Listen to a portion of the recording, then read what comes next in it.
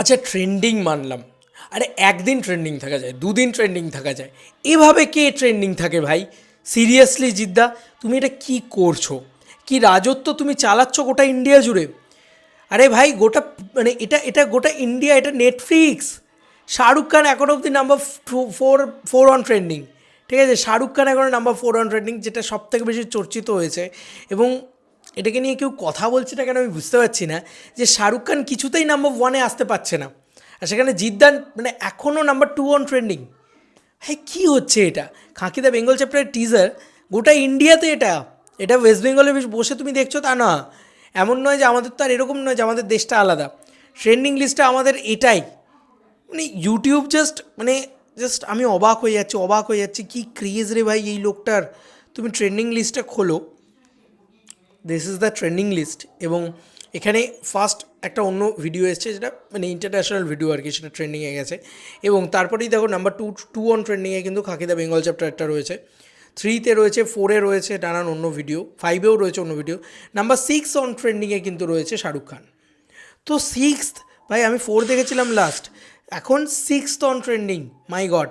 SRK ওটা global superstar, কেউ আবার ভেবো না যে এসআরকে ছোটো করছি, রাজার সাথেই তো রাজার তুলনা হয়, ঠিকই তো।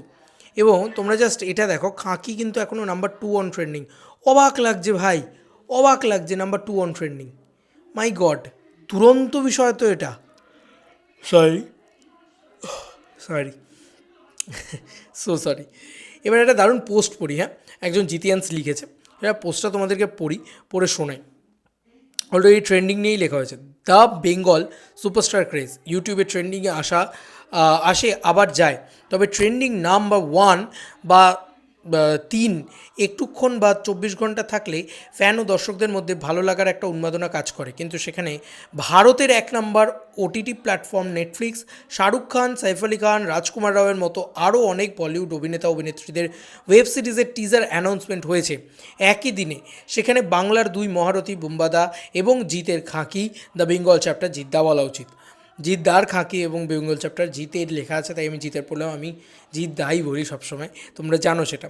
প্রথম দিন থেকে এখনও পর্যন্ত দ্বিতীয় দিন ধরে ইউটিউব নাম্বার ওয়ান ট্রেন্ডিং, আমাদের বাংলার মানুষের কাছে এটা একটা গর্বের বিষয়, মানে এটা জাস্ট দুরন্ত বিষয় সিরিয়াসলি। এবং খাঁকি দ্য বেঙ্গল চ্যাপ্টারের টিজারটা কবে বেরিয়েছে, আমরা জাস্ট একবার ট্রেন্ডিং লিস্ট করলেই তো এখন পেয়ে যাবো খাঁকি দ্য বেঙ্গল চ্যাপ্টারকে, তো ইজিলি আমরা দেখতেও পারবো সেটা, যে খাঁকি দ্য বেঙ্গল চ্যাপ্টারের টিজারটা বেরিয়েছে হচ্ছে দুদিন হলো, মানে দুদিন এখানে দেখাচ্ছে, অ্যাকচুয়ালি 3 দিন প্রায় হতে চললো এই টিজারটা বেরিয়েছে।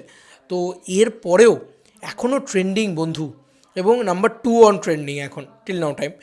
তো এটা গোটা ইন্ডিয়া জুড়ে হচ্ছে ভাই, এটা ভাবো। এবং এখানে জিদ্দা একা এসছেন এমনটা নয়, শাহরুখ খান এসছেন, রাজকুমার রাও এসছে, রাজকুমার রাও ঠিক আছে, Shahrukh Khan the biggest king খান তিনি এসছেন। তারপরেও তোমাদের কার কি মতামত, এন্টার ভিডিওটাকে নিয়ে জানিও কমেন্ট সেকশনে। চলো বন্ধুরা, নতুন কোনো ভিডিওতে দেখা হবে, বাই।